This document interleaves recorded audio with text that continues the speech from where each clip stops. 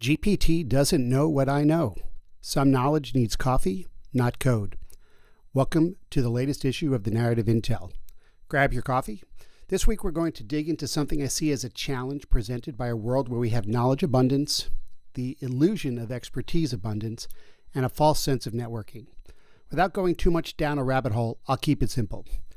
Just because you can Google something doesn't give you the expertise you think you get.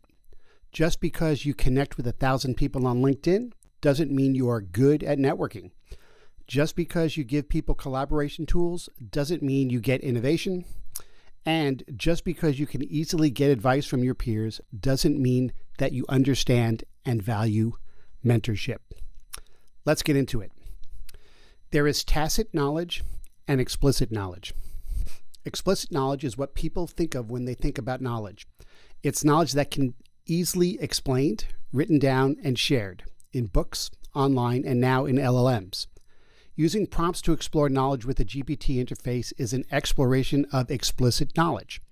It's a bit like what I described last week in terms of simple, complicated, and complex, and what can be automated versus what requires human-specific skills. Technology can manage explicit knowledge. Tacit knowledge is a bit more complex. That's for humans. Tacit knowledge directly correlates to two things I love: networking and mentoring. This distinction shows up clearly when I think about how I worked at Freshworks. One of my favorite things to do was booking time with new hires. Early on, it was anyone connected to my work. Later, I focused mostly on senior leaders. In analyst relations, I needed to know everything: HR, product, sales, marketing, ops. So I reached out when someone started and said, "Do you mind if I put some time in your calendar for a cup of coffee?" No agenda, just a chat. One goal was to help them ramp up faster, introduce them to key people, explain how projects fit together, and share how things actually got done. In all those years and hundreds of invites, no one ever said no. The other goal was networking.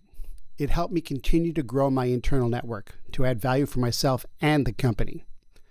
That was mentoring and networking. That was tacit knowledge transfer. When I left, it left with me. In my MSP days, I called this knowledge loss through attrition. The stuff that isn't written down or easily transferred.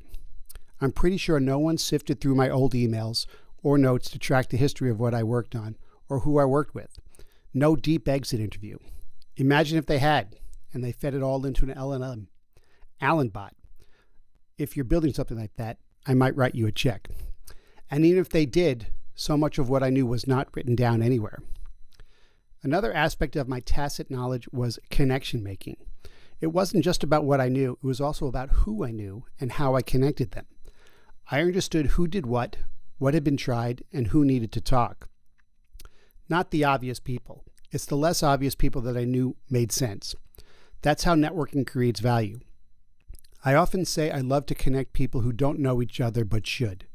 It's usually what I say in emails where I do just that. Like the time I introduced our CMO to an engineering lead in India working on early bot tech.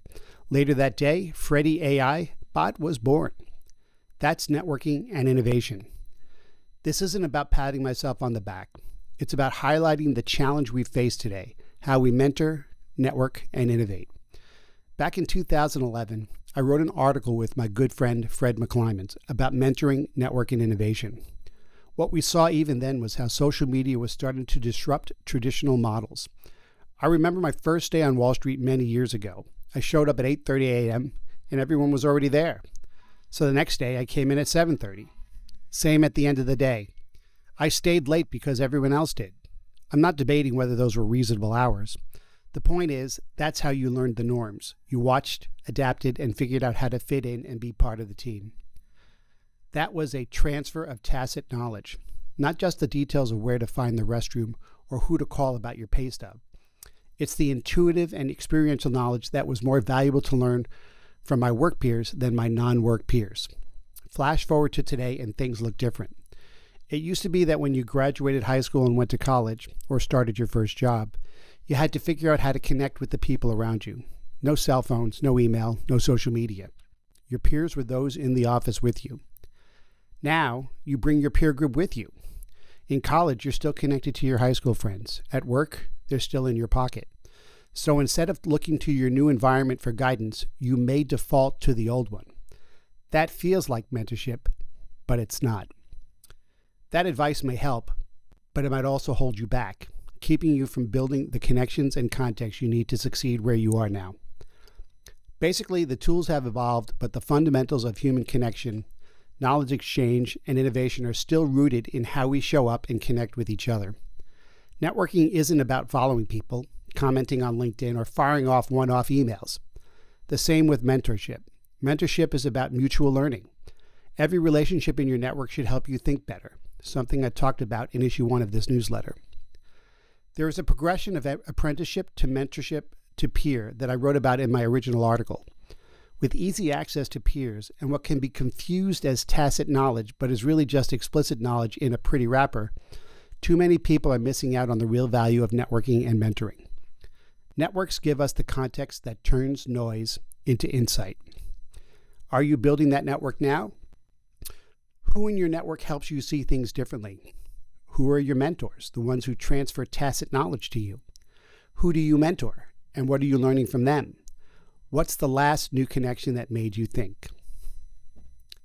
Bergson's Bits. Myth. No need to communicate if you have nothing new to say. No news is good news, right? Maybe not. One of the biggest factors in poor customer experience is the unknown. When will my package arrive? When will my issue be fixed or addressed? Which really means, did you forget about me? Keeping customers, coworkers, and even friends informed, even when there's nothing new to report, is something new. It shows you're still paying attention and they are still important. What I'm reading. I have been thinking a lot about story worlds these days, especially with my forthcoming book, The 10 Commandments of Successful Corporate Narratives, coming in Q2. My old friend, Vikram Bhaskaran, an OG marketer at Freshworks, was influential in a lot of my early thinking on CX and marketing. He's a big thinker, and when he writes, I pay attention. His latest take on marketing is well worth the read. Accidental versus intentional marketing. Do we even know why we're doing what we're doing? Look for my comment on the post. I ran into a LinkedIn character limit. For the TLDR, he talks about more precision on the customer side. No surprise, I talk about better understanding of what business you're in and your story world. Join the conversation there. Link is in the show notes. I often say networking is my superpower. It wasn't always the case. It's a skill I learned and worked hard to develop. The rewards of that effort far exceed any expectations I may have had. It has led me to amazing mentors, friends, and opportunities. If you know someone who you think may benefit from what I've written here, please forward this issue. And I'd love to hear how networking mentoring has had a positive impact on your life. Looking forward to continuing the conversation. This is Alan.